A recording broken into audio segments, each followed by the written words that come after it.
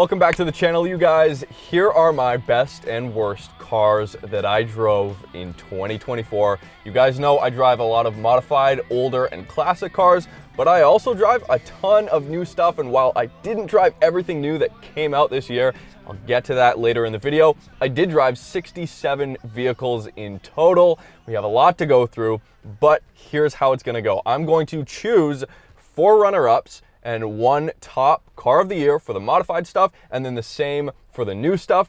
And then at the end, out of the modified cars, I'm going to tell you guys which I would most likely take back to my garage, you know, because some vehicles are better served in a short-term basis. It's like people, you know, you can spend a certain amount of time with someone or a car in small doses, but you wouldn't necessarily want to take them home, right?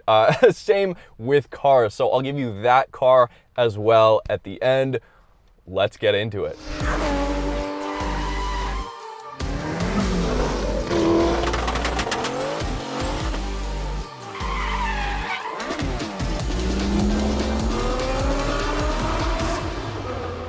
Thank you guys, first off, for allowing me seat time in your vehicles. It doesn't escape me that those videos specifically would not even be remotely possible without you guys and the stories you guys tell and everything like that. So thank you for the seat time. I look forward to 2025. We've got a ton of fun stuff coming up.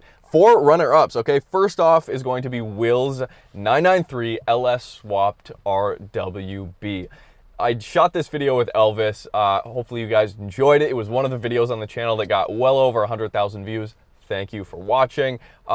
Just an exceptional car. It had a couple of overheating issues on the day, but just in terms of like an exceptional car to look at, the wow factor, the curb appeal, the sound of the car, the fact that it is, it creates some friction in people who see it on the road because, hey, you're not really supposed to LS swap a 911, but you do, and you're also not supposed to cut up a 911. So it kind of combines all of those kind of counterculture 911 aspects into one package. Just a rowdy car. How does it perform on track?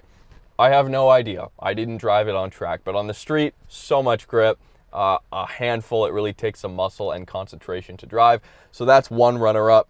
Another runner-up on the opposite end of the spectrum, 2 less cylinders, the HPA R32 Golf. I finally drove an R32. It was phenomenal. Again, every nut and bolt on this car was meticulously tuned, dialed in, obviously dyno tuned on HPA's state-of-the-art dyno, which is, in my opinion, from what I've seen, the best and probably most accurate dyno setup here in BC on the West Coast in Canada. This car was so fast, so incredibly fast, handled great.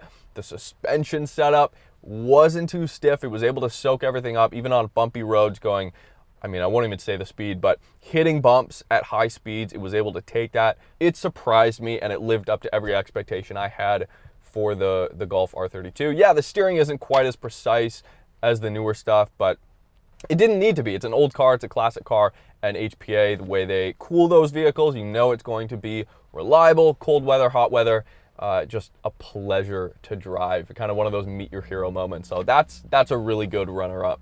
The next runner-up, and these are in no particular order, by the way, the 1.8 VVT swapped NA MX-5 Miata, a build that, if you got this on a lift, I'm sure there would be not a speck of dust underneath it. It kind of blurred the line between a show car build, which I'm not really about all that much, and a car that could be driven on the track, or at the very least, tweaked in a matter of like an hour or two to be ready for the track and actually handle and take on the track. So it had all of those kind of aspects of a good, well-rounded modified car in mind. And yeah, it's successfully, in my opinion, pulled that off, having not driven it on the track, although we did drive it on the street. A ton of fun.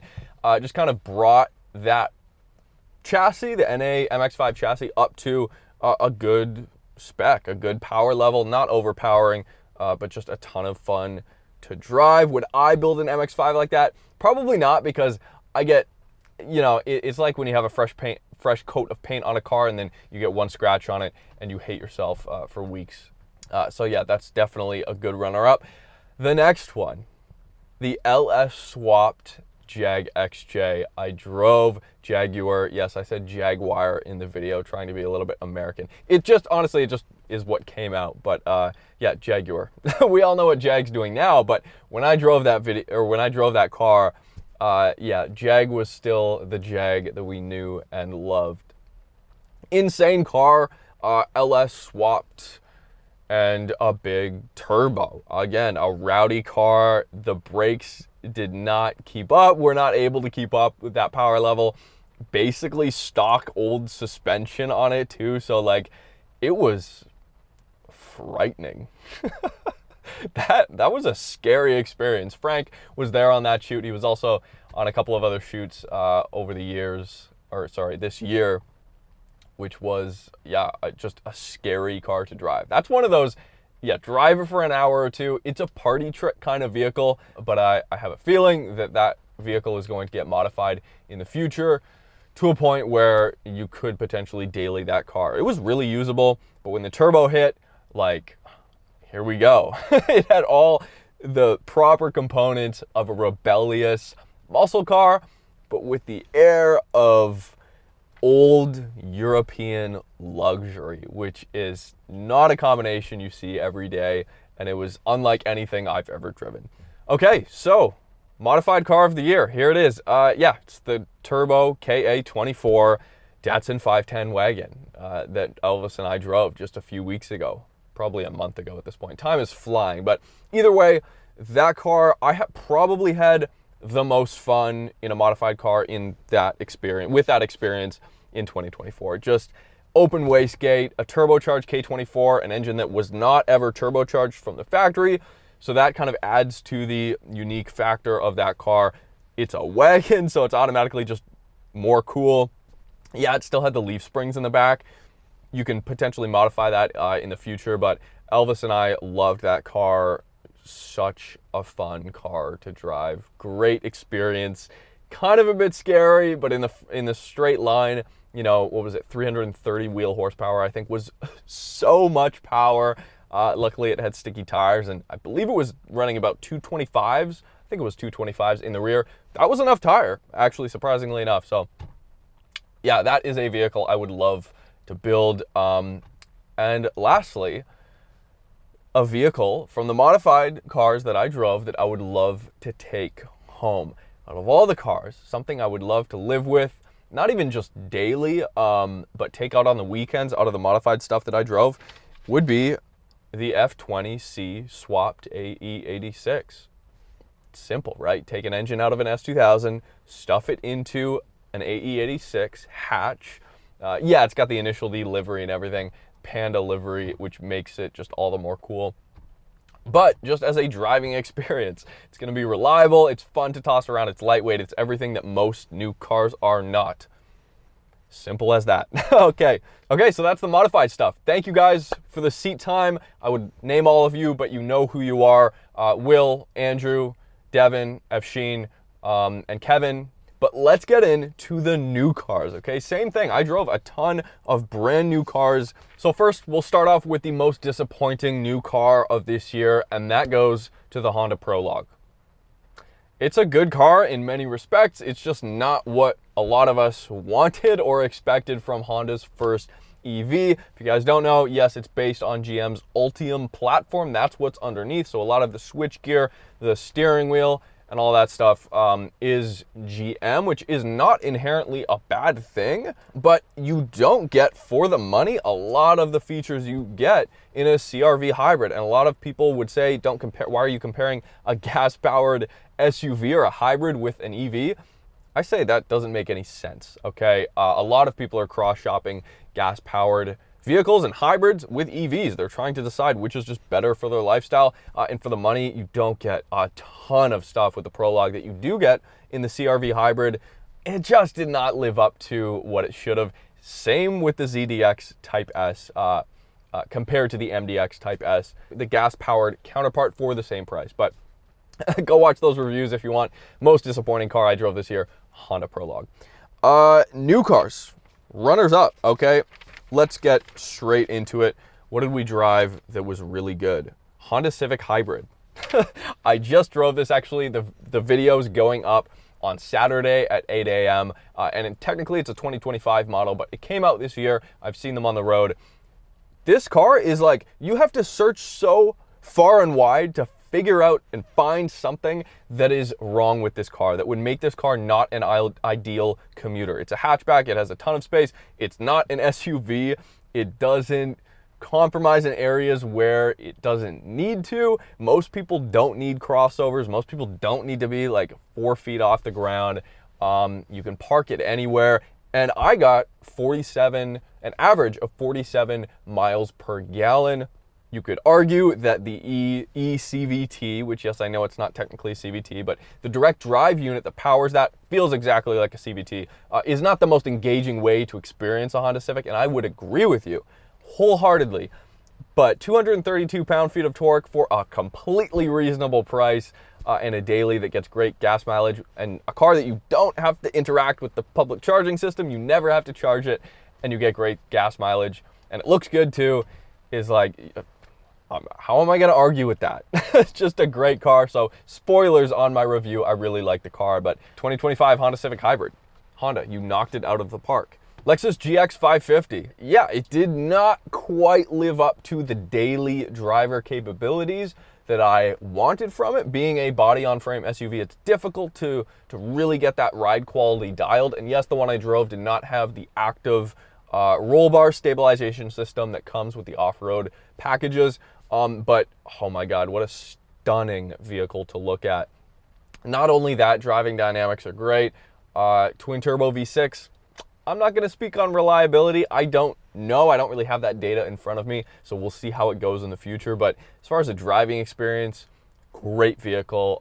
Massage seats if you go with the luxury trim, but expensive. It is absolutely expensive.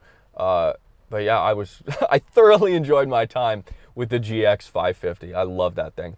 Next up, Hyundai Ioniq 5N. You guys knew I was not going to finish this video without mentioning that. This is a good car because it kind of represents, when compared to a car I'm about to mention, the other side of the automotive space. You know, on one hand, we have these manual transmission cars, these naturally aspirated cars that are on their way out, really catering to the enthusiast. I mean, I could count on one hand the amount of manual transmission, like hatchbacks or fun cars under 100 grand, right?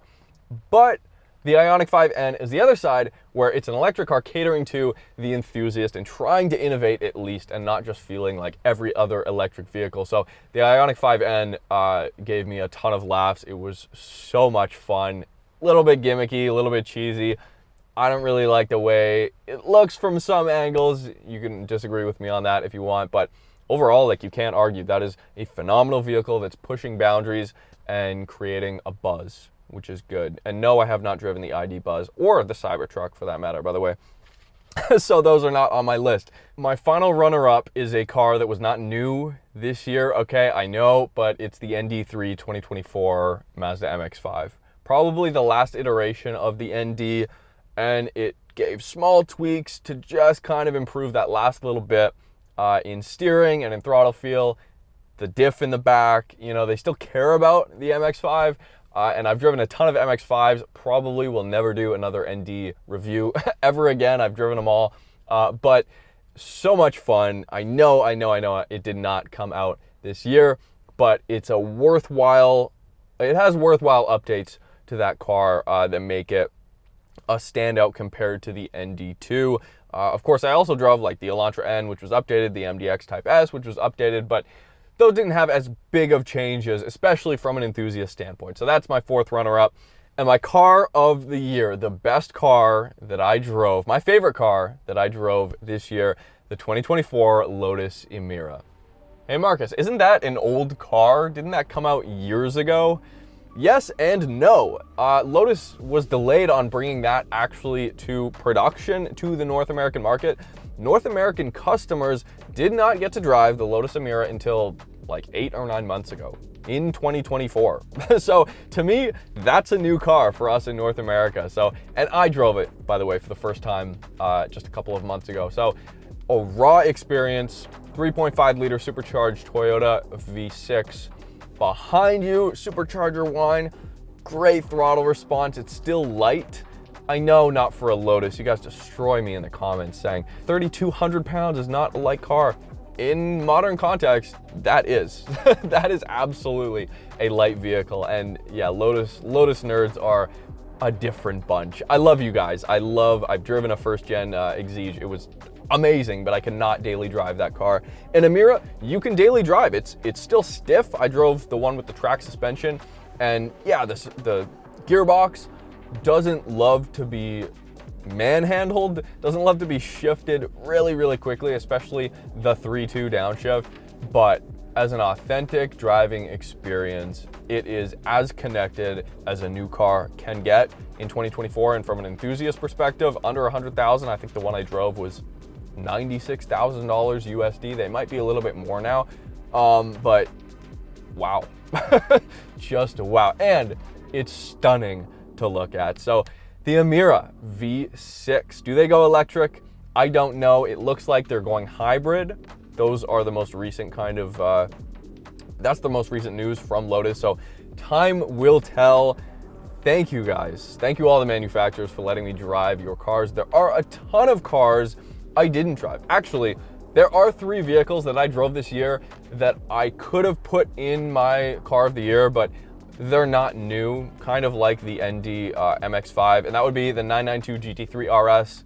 My God, just what a capable car. I mean, for a track rat, that's perfect, but it came out about 2 years ago at this point. I just drove it late. Same with the C8 Z06. I drove that a couple of months ago. That's been on the market for a while now. So yeah, those would have been on the list somewhere, but I'm just late to the party. A lot of cars I did not get a chance to drive. I do not drive everything. I'm gonna make a point of trying my best to drive more, especially the performance stuff. SUVs, yeah, I didn't drive like the Cybertruck and stuff like that, but I also didn't drive a ton of AMGs. I didn't drive the 718 Spider RS, the 911 ST, the Revuelto, the GT63 AMG, the S63 AMG, the C63 AMG. I still haven't driven the new M2 and M3 or the new M5. I should be driving the M2 soon, if you guys care. I haven't driven the Model 3 Performance. I didn't drive the Lucid Air Sapphire. The last one I drove was a Grand Touring. I did not drive the new Aston Martin Vanquish. I did not drive the final production R35 GTR, which I still want to experience. Did not drive the Nismo Z, did not drive the McLaren 750S, and I did not drive the Corvette E-Ray. I'm sure there's a ton of others I didn't drive, but yeah, just for some context as to why I picked what I picked. That was a lot of words. Thank you guys so much for watching. This year has been incredible. Of course, there's a lot you guys don't see behind the scenes, what cars I choose to drive, what cars I don't drive, and what cars, yeah, modified cars, you know, break down before we ever shoot and you guys never get to see them. I just want to say thanks for anybody who watched our videos this year. It's been a ton of fun, and 2025 is going to be insane. See you next time.